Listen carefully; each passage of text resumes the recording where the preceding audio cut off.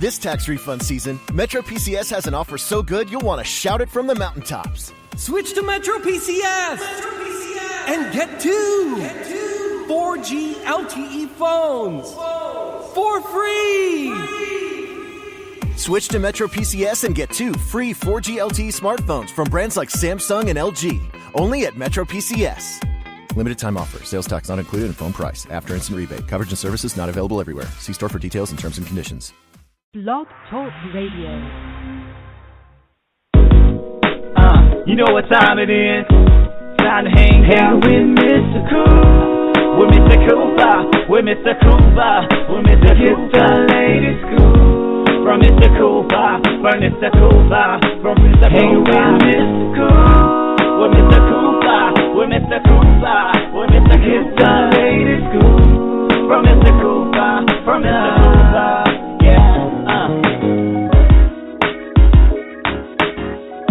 Sam, you are now on with Michael. All right. Welcome to the Big Scoop with Coop. I'm your host, Coop. And today, guys, is Season 2, the finale of Season 2 of my show right here. Season 3 will be starting in March. But, guys, how I'm actually doing this show today, we're actually ending it with a bang, guys. This guy that I have on the show today, he's actually done big things. I mean, from music, television, movies. We're going to talk about all of that. Guys, you all seen him in big name titles, and I mean, he's actually great at what he does. Ladies and gentlemen, the one, the only, Sam Quinn. Welcome to the show. Hey, thanks, Coop. Hey, all right. How you been doing today? Great, man. Just enjoying the warm Los Angeles weather right now. Oh, man, lucky you. I'm in North Carolina. We just had some crazy weather from snow to ice, hurricanes, tornadoes actually been through all in 1 month, guys. So, I Sam, feel you, man. Yeah, lucky you're in California. Stay in the warm weather. But just Sam, for another day, then I go back to New Mexico. It's kind of chilly there right now, so I'll be in your shoes in a second. I feel you on that one. Now, Sam, on this show, just to let you know, we always talk about how you started in your career, your success, give advice on actually how to get started in your career, and way more. So, Sam, we're going to start from the beginning on this thing. So, when did you realize that you was actually interested in acting? I think there were a few defining times in my life where I took interest. The first was probably a circus camp that I was involved with just by chance as a kid. I was about 10 years old, and my mom was an art teacher, and she was working at this performing arts circus camp one summer, and one of the perks for her was that she got an extra sort of pass for me to attend. And it was I want to say it was 2 or 3 week long camp where I learned how to juggle and unicycle and walk on stilts and do a lot of those kind of circus arts. And so that was kind of the first time when it even struck me that people do that kind of thing for a living. and I thought, hey, what better way to, at least try to make a living than to kind of, go run off to a circus camp. So that was kind of what put the idea in my brain. And then a few years later, she had enrolled me my mom had enrolled me in a theater camp after school to kind of reach out. I was going to kind of a tougher middle school and just was sort of unhappy with it. And so she reached out and enrolled me in these classes, and I took a liking to it and sort of fell for it. And then that led to me going to a performing arts high school that it was like sort of like that movie Fame or something like that, where you audition to get in, and then it's a lot of song and dance there. But there were music majors, dancers, theater majors, visual art majors, and just a big old melting pot of young artists. And so that's when I really kind of decided, I think I'm going to pursue this as a career. Wow. Now, when you was actually younger, when you was actually, juggling and everything, to this day, do you feel like you still can do it? if you have something in your hand right juggle. now. I can juggle to this day. I can probably walk on stilts. I haven't walked on stilts since high school, but I was able to pick that up again. It's, you know, the biggest thing with stilts is that when I did it when I was 10, I was considerably shorter. And it's much easier to walk on stilts, I've found, when you're 5'9" as opposed to 6'1". So and true. it's less terrifying also because you're just further away from the ground now. So I haven't done it in a while, but I did do it in high school, or in college rather, and I could still pick that up. Unicycling, I haven't done in a while. I tried recently, and I really bit the dust. Ooh. So I think that I would need a good day with a unicycle, and then I think I could be back on it. You'd think that it would be like riding a bike. You That's just what I pick thought. it up again, but it's different if it's a bike with one wheel, I guess. Wow. I've never tried unicycling. I always wondered how did it actually work. I was thinking it was like riding a bike, but how you're saying you haven't done it since college, and you tried it lately, and it didn't work too well for you. I see. You have to have a true skill, and I guess you have to keep practicing on it. Yeah. Well, it's just because it's like the balance game. You know, I recently tried one of those hoverboard things, the two-wheel self-balancing board that everyone's riding on. And, it took me a little while, like an hour or so to kind of get it down, but it's really just about finding the balance so you don't eat it. And I think unicycling is probably pretty similar to that. You just kind of have to figure out the balancing game. I think I could do it, though. If you gave me a unicycle in an hour, I think I could pick it up again. Wow. All right. If you ever do it, I want you to videotape it because I want to see it. I definitely do. I will. All right. Now, let's fast forward in your career a little bit. Now, you did all of that. You actually went through a performing arts school, and we see that you made it in because big things have happened for you. Now, in the movie industry, who did you actually look up to, or who helped motivate you in your movie career? Well, so I only got into film and TV acting a few years ago. So I've been mainly doing stage theater. I moved to Chicago for a while and did stage theater. I didn't really have a whole lot of, I guess, wasn't say desire, but I wasn't following the dream of being like a movie star or anything like that. I had heroes. I had my favorite actors. But I did have a mentor in Chicago that he's a veteran actor who's been he's one of those guys that you just see, recognize his face. He's been in everything. You might not know his name, but his name is Chelsea Ross. And he was an actor that I looked up to as a kid because I loved the movie Major League. And he was in Major League 1 and Major League 2. And he was kind of the hillbilly hick pitcher that spits on the ball, before he pitches. I remember him. Yeah. So that's Chelsea Ross, right? So, and he was a friend of my mom's friend, and we ended up meeting together a few times in Chicago, and he just gave me a lot of great advice, very practical advice for a working actor, because you wouldn't call him like a superstar. He's not Johnny Depp, but he makes a living. He makes a good living, and he was been working consistently for the last 40 years as an actor. And so I looked up to him a lot. I listened to his advice. He sort of was an inspiration, He just kind of told me to keep on trucking, And that's good. It's a very sort of real, influential person for me. Not like a big movie star, but right. Yeah, does that answer the question, kind of? Yeah, it does. I mean, that's actually good. You don't have to have a major movie star to actually motivate you because, I mean, you have somebody that's actually been in the game before and they're actually doing their thing and they're actually giving you advice on what to do. That's a great thing.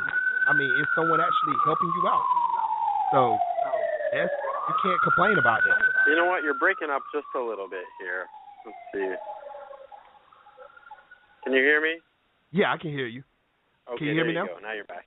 Oh, okay, I heard the ambulance in the background, or the police cars. So yeah. Yeah, sorry about that. No, you're all right. That's cool. But what I was saying was, you don't have to have a major movie star to actually to look up to. Someone that's actually been in the game, been in the business, done something. They can give you just as great as advice as someone absolutely had a big name. So yeah, that's cool right there. You got somebody to actually help you out to get where you're at. So, but Sam, here's one thing I want to know also. We know now. You said that you actually started with stage play, and then you went to the film. So, is there a big difference acting wise compared to stage play to actually being on film? Is there a big difference? I have found that there is a huge difference. At the core of it, I guess it's the same. It's the craft of acting and becoming another character, person, bringing dialogue to life, all of that. But on a technical level, it is a totally different ball game, and one that I was not that familiar with until I was thrown right into it. The biggest differences are in a play. You have a through line, the beginning of the story all the way to the end, and you are acting out the character's story from start to finish, which seems way easier. It's like the easier thing to do is what happens if something happens to the character, and then you see the result of that, and you feel those emotions of what's just happened. It just seems like an easier way to do it, and I think it is and it isn't in some ways, because you have to know that script back and forth. You can have no question about what's going to happen next. You need to know. You need to know your lines. You need to know your partner's lines as well, pretty much, so that you can, respond at the right time and so forth. And with film, and also on stage, generally, there are storefront theaters. The sort of smaller theaters that I performed a lot in Chicago, where it's a more intimate audience. But a lot of the time, you're just on these huge stages with a huge audience. You have to project more than you need to. You have to be louder. Your expressions need to be larger than they might normally be in if you're in a living room, you really have to. The audience has to hear you. So, but then on film, it's just on a much, much, much, much smaller level, because there's a camera right in your face. They're seeing every tiny little move, so all of the acting has to be much more subtle, which is fun. I think it's great. You sort of can do some really nuanced stuff, a little bit more natural even, I think, in film. And the other strange thing about film is rarely ever you will rarely ever film from start to finish as far as scene-wise goes in succession. You'll always be jumping around. So you may have, the first thing you could be, if you're filming a story about a man who is out on the sea and, gets attacked by a shark, the first thing that you could be filming is you about getting attacked by a shark, that high-stakes scene, and you have no idea. You know what happened before because you've read the script, but you haven't acted any of that yet. So you kind of have to really do all that pre-research to figure out where that character is at that point, and make sure that it still builds throughout the story, so that the continuity of the character and the character arc is still there.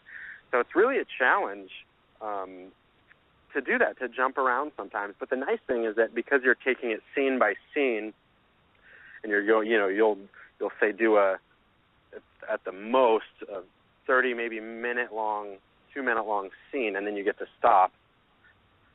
So you have more time to kind of focus on that one scene and then move on, and if you need to memorize the next scene, or there's just more stop and go. So it's just a different process, but at the core of it, I guess it's the same. It's becoming another character. It's finding all those connections there. But yeah, it's pretty weird. I guess a lot of people don't realize that, but it is pretty strange how different it is. And I've actually done both also, and I know exactly. I can relate to what you're saying. I've done stage plays before, and I've been in 2 shorts or 2 movies getting ready for the third. But I know exactly what you're saying, because when you're playing that character and you're on stage, you're right. You're playing that character from beginning, middle, end, and whoever you're working with, you're right. You're interacting with the person, and you're actually live. You're doing it right then and there. And like you said, on film, everyone, the camera's catching everything you do. So, one scene, it could take forever to shoot that bad boy. But compared to being on stage, when lights, camera, action, when it's time to go, you got your lines. You know what you're supposed to do. And, it goes smoothly up there. And I've personally seen you, Sam. I've seen what you've done. We will talk about those movies in a second and everything. We will talk about all of that in a second. From Transcendence all the way down. I mean, you're good. You're really good at what you do, and I want to commend you on that, Sam. I definitely got to commend you. Thank you. Yes. Now, here's a hypothetical question. Let's say Hollywood called you up right now, and they said, Sam, I don't care what it is, television or movie. I want you to actually choose what type that you want to do right now, like horror, comedy, action, suspense, drama. What would you choose? What would be your favorite, I guess you could say, genre of a movie or a TV show? Right. Well, I think I would probably actually, the TV is so good right now, right? So there's so much good TV out there. I think I would actually go for some drama series, maybe a drama thriller in TV. Because TV, I really like TV because you have more than just 2 hours to develop a character and to really explore that character and make it a 3-dimensional human that people can really relate to, and you can see the foibles. Sometimes that's hard in film to fully explore that. So I think I would do, like a dramatic thriller type in TV, so I could really dig my teeth into the character. Nice. And I believe people that's actually been on stage, they can relate more to that, because with drama you have to put that extra oomph into it sometimes and to get into your part. So I think I can see you doing that, Sam. I really could. You would be perfect for that. Hopefully we'll get that shot. Yes, Hollywood, if you're listening right now, hey, Sam Quinn, he already said what he's going to do. I mean, hey, give it to him. I'd love to see it. I believe the world would love to see it. Please give it to him. Let him do it. Now, Sam, talking about television and talking about movies and, good things on television, do you feel that the movie and the television industry have changed drastically within the last 20 years? I was thinking about this the other day, and I'm definitely not an expert on the topic because, like I said, I've only really been in the film and TV industry for the last 3 years or so. But from my perspective, I see it in a couple of different angles. One, I think that TV over the last 20 years, you said 20 years, right? Yes. So over the last 20 years, I think TV has really hit a golden age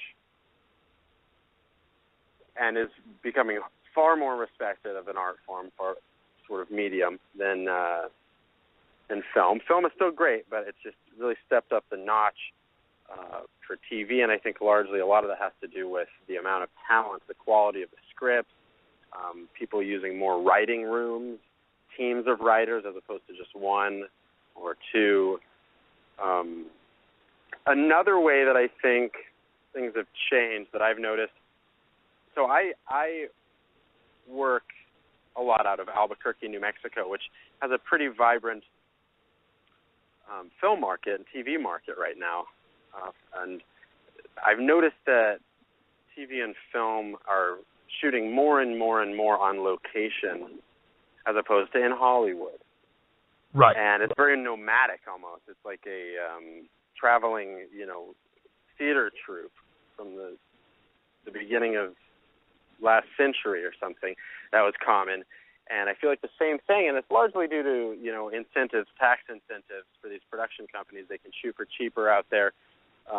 But it's really great because it's giving an opportunity for those local actors to perform, and not necessarily if they have a life. If they have a family and they don't want to move to L.A. or New York or wherever, they can still be a part of Hollywood in a certain sense.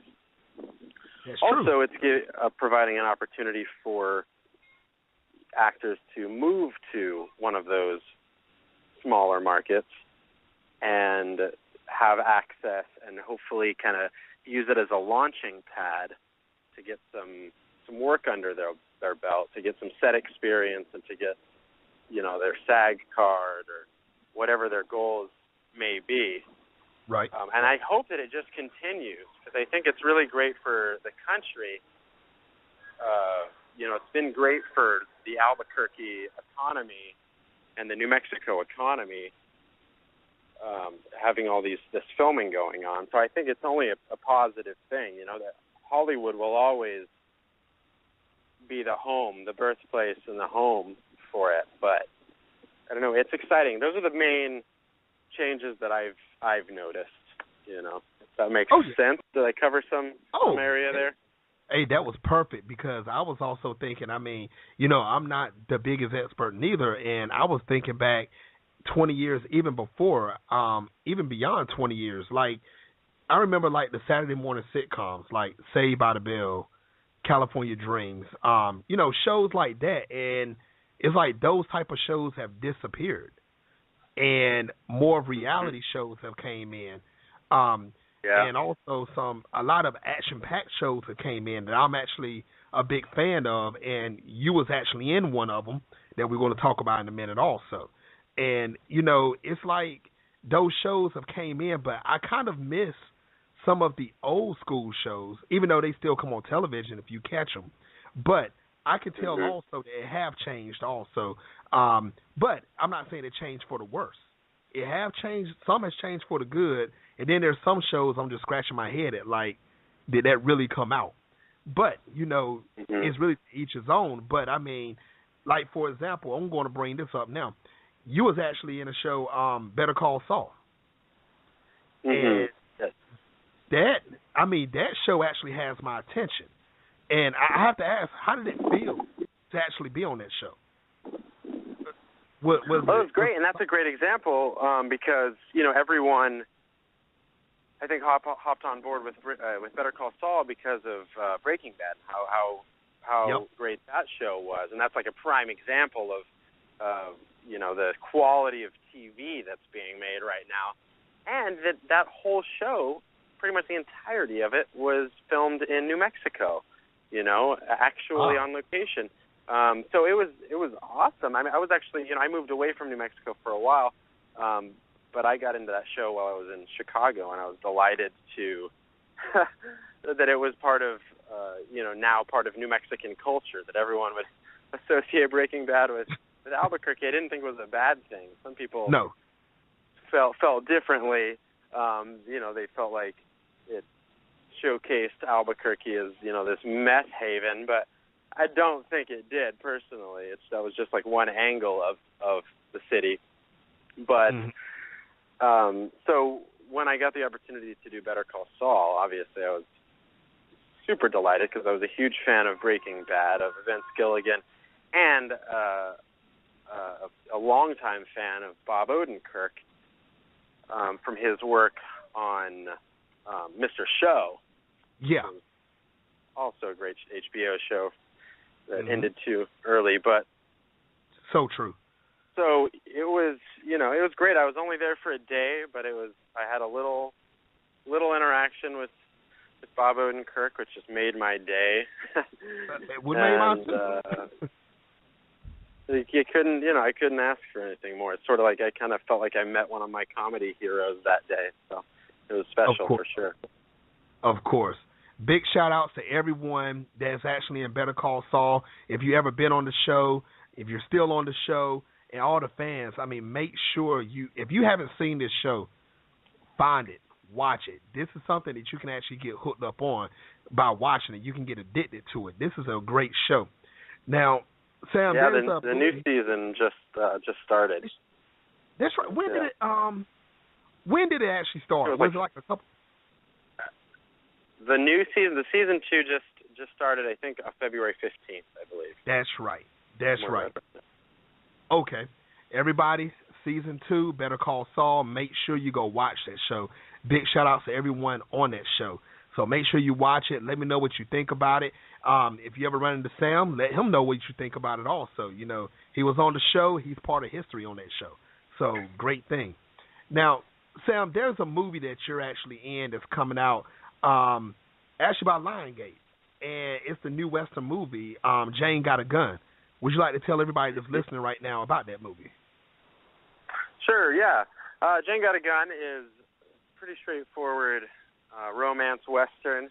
It has action for people who like action. It has romance for people who like that. So it really covers a lot of bases through that. It's the general story is Jane Hammond, played by Natalie Portman, is in dire straits. She's trying to protect her dying husband, who's just been shot up full of bullets, and her daughter from a gang of outlaws called the Bishop Boys, who are coming after her husband in her house. So she needs to figure out a way how to protect them.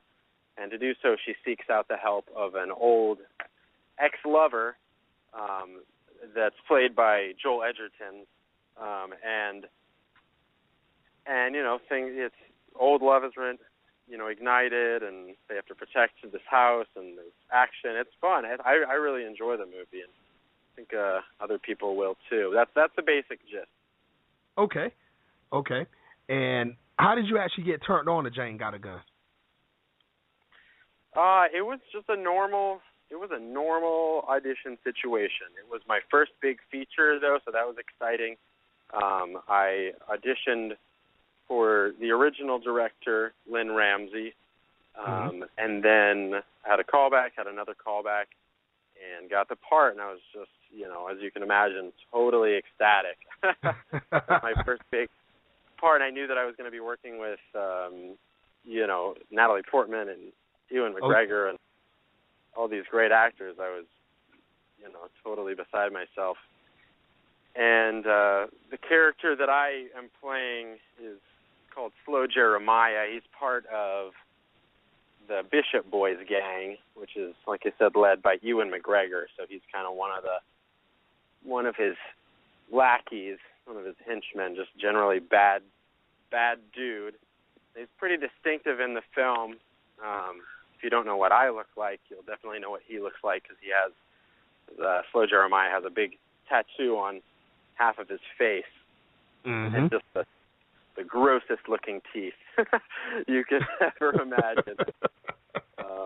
Apparently, funny story about that, I was recently talking to one of the producers, and apparently there was a rumor going around on set while we were filming that my dad was a dentist.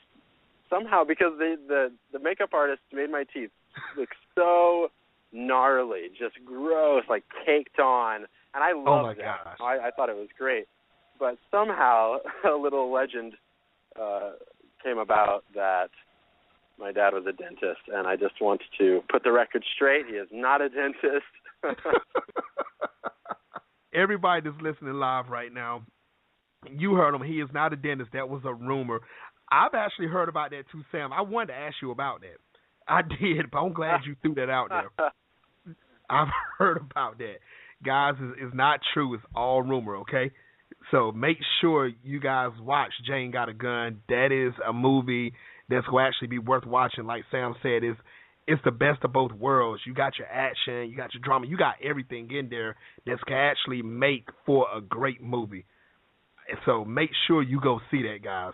And when you go see it, give a big shout-out to Sam. If you see Sam in Cali or you see him in New Mexico, make sure, guys, you stop him, let him know what you thought about the movie, because, trust me, it's going to be nothing but good things that can be said about this movie. Sam in it, Lionsgate doing this thing on it, so everybody check out the movie, most definitely. Now, when you're not in front of a camera, what do you do in your spare time?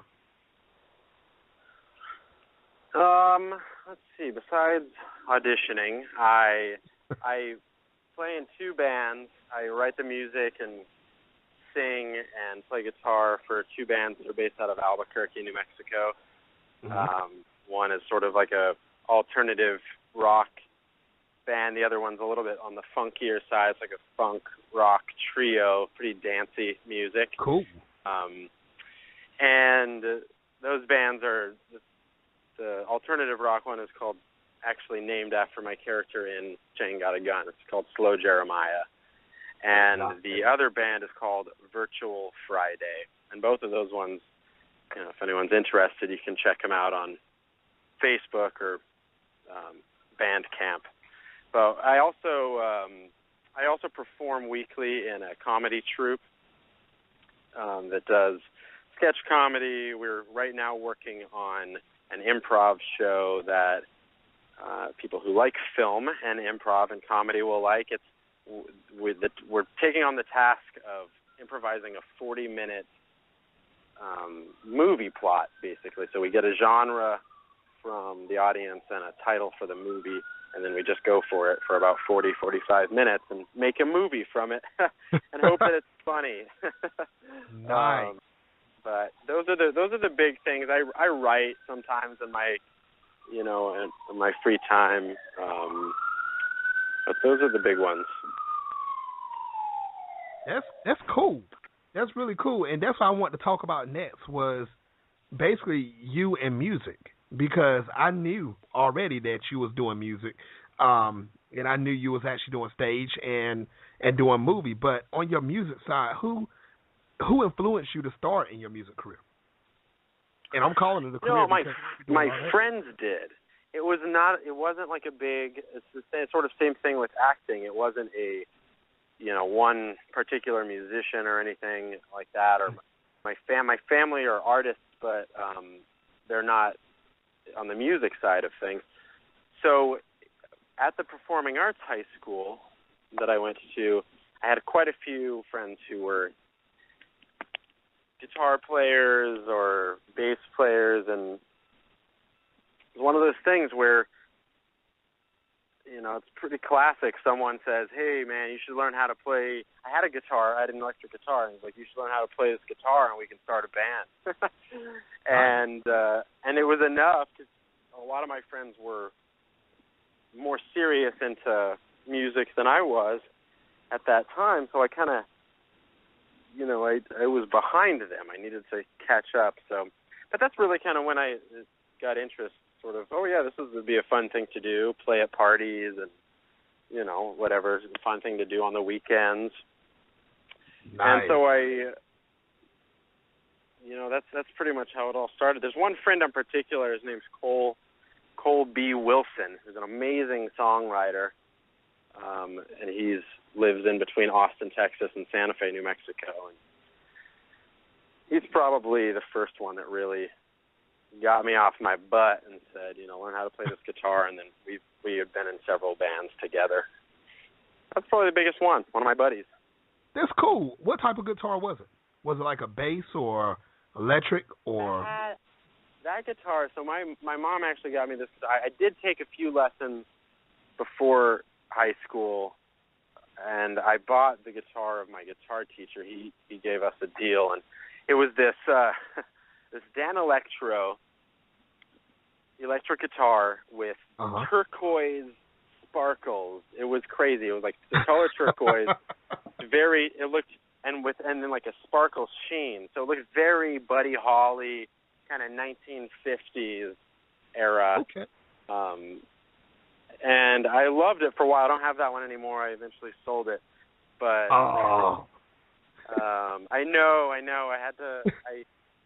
It grieved a little bit, but there was another instrument or another thing that I wanted musically, and I told myself, "You're not using this, so sell it." And I bought the amp that I wanted.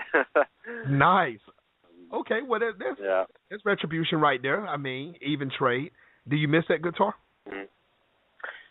I miss it for the sentimental value. It had some issues that I just never got around to working on and sorting out. So, it's mainly just the sentimental value. Got you.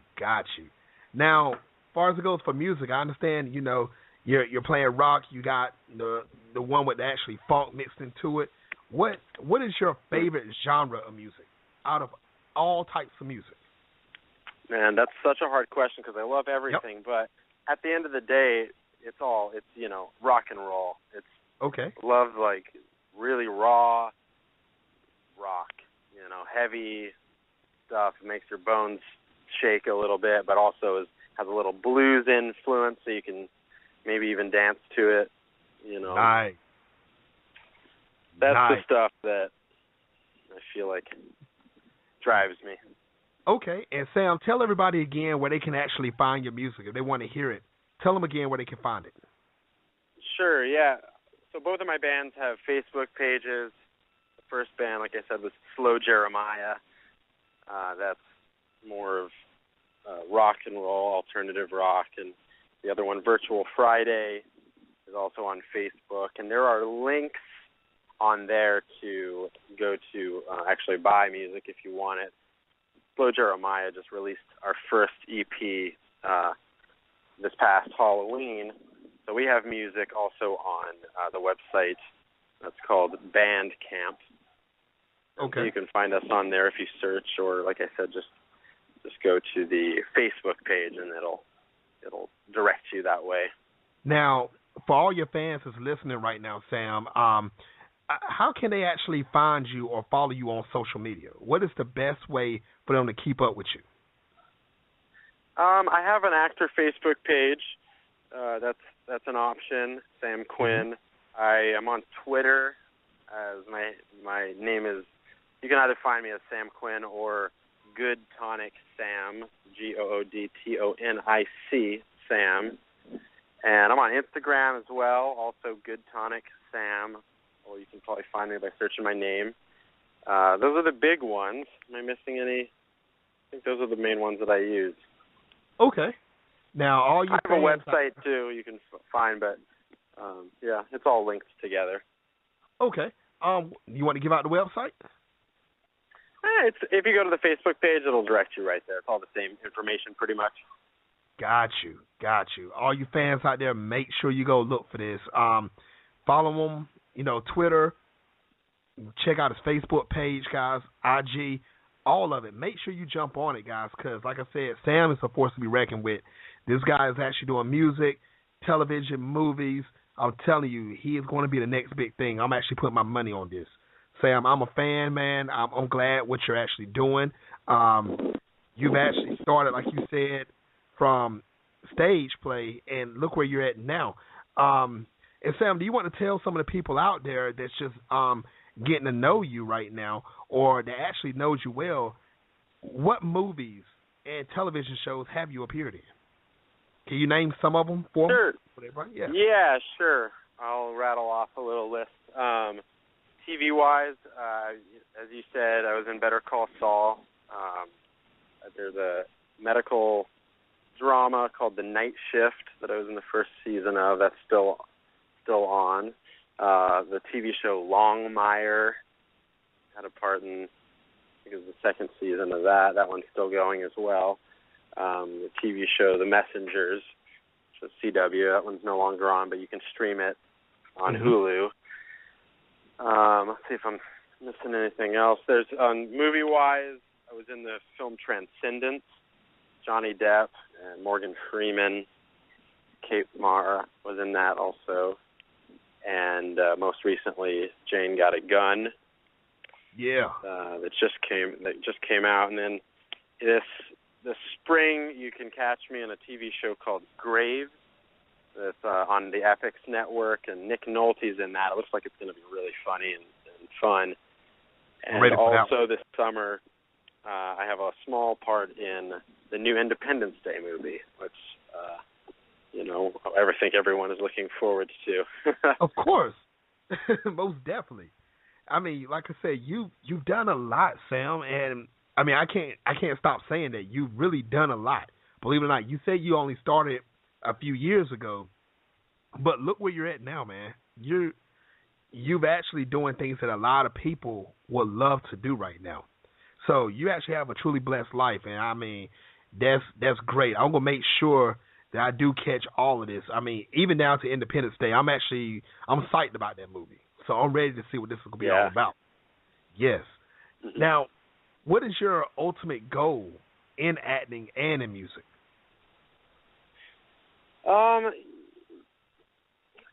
So I'm going to mention Chelsea Ross again, the actor, the veteran actor who was kind of my mentor for a little while and gave me some advice. And I think he has like a great type of career. He's a working character actor doing some larger parts, a lot of smaller parts, but he just consistently works. He does a lot of variety every year. He's doing a bunch of projects. He has something like 250 credits on his IMDb, something crazy like that. But he's working all the time, and I just want at least aspire to do that. I just want to be consistently working. I want to be able to make my living as solely as an actor. On a slightly larger level than that, I think Gary Oldman probably has the ideal career for me. He does get some even larger, big, chunky parts, really meaty stuff that he can sink his teeth into. But it's the same idea. And music-wise, as long as I have music in my life, I think I'll be happy. If something happens with it, I would be delighted to, take it to another level. But right now, it's a really nice sort of cathartic outlet that is, other than acting, for me to do. It's a creative outlet, and it's a way for me to distract my energy, because sometimes acting and the business in general, all the auditions and stuff can get a little stressful. So it's a really nice release. So I think as long as I have that somewhere in my life, I'd be happy. And if it goes elsewhere, the larger places, then awesome. Well, Sam, get ready to pack your bags, because I believe it's going larger places. I mean, as far as it goes for music and acting for you, because like I said, you have that it factor, and I really do believe big things are actually coming your way. So it's already shown in the movie industry, your music. I mean, hey, you just dropped your first EP. Everything is actually happening for you, man. So the sky's the limit. No, I'm not going to even say that. I mean, you can go beyond the sky, man. You're doing great things. I want you to continue to do what you do. So I'm very happy for you. I appreciate that. Yes, sir. Yes, sir. Now, what advice for all the people that's listening out there right now that wants to become an actor or actress or want to get into the music industry? What advice would you give any male or female that's trying to go that route? Sure. I have a few little bits, take them or leave them, but I mentioned again the actor Chelsea Ross. Something that he just told me when I was a young actor in Chicago. I was just out of college, and I was there, and I was just trying to make my way in the scene and get my feet wet. And it can be really difficult and overwhelming because there's so many people trying to do the same thing. But he said something that I love, which is, you just keep trying. Perseverance pays off in the end, and you hit a brick wall in the same spot enough over and over and over and over again, that spot's going to break. As long as you're focused and you're driven and you persevere and find other things that you like to do other than acting as well, so that you're not fully consumed by that. Start a blog or a podcast or a band or write, anything else, so that you're not fully absorbed. You have some other outlet, I think is huge. And as far as technically goes, I think that actors, before they go into auditions, should film their auditions and make sure that they watch themselves, so that they really know you should be able to know everything about yourself. And a lot of actors don't ever want to watch their performances, and sometimes it doesn't work. But for me, it works, because I can see I can kind of direct myself and see what's working, watch it back, do it again, give myself notes, do it again until I like what I see, and then do that in the audition room, so you know exactly what you're giving them, and so that you can take direction when they tell you to do something else if they do that. So that's pretty technical, but those are probably the big ones. Man, Sam, I want to say thank you again for that information. Everyone that's listening right now, I mean, Sam just gave great information. I want you to take it, run with it. I mean, like you said, don't consume yourself 100% into the movie. Do something also on the side that won't drain your mind all the time just dealing with acting. Sam, it was a pleasure for you coming on the show. You helped me close out season 2 of my show. Season 3 is actually starting in March. We did close it with a bang. Sam, I would love for you to be a guest on my show again in the future. Yeah, that'd be great. I had a blast. Thank you, Sam. Guys, you heard it here first on the Big Scoop with Coop. Until next time, everybody, Sam, once again, thank you, and I hope you have a great day. Thank you so much, Coop. All right.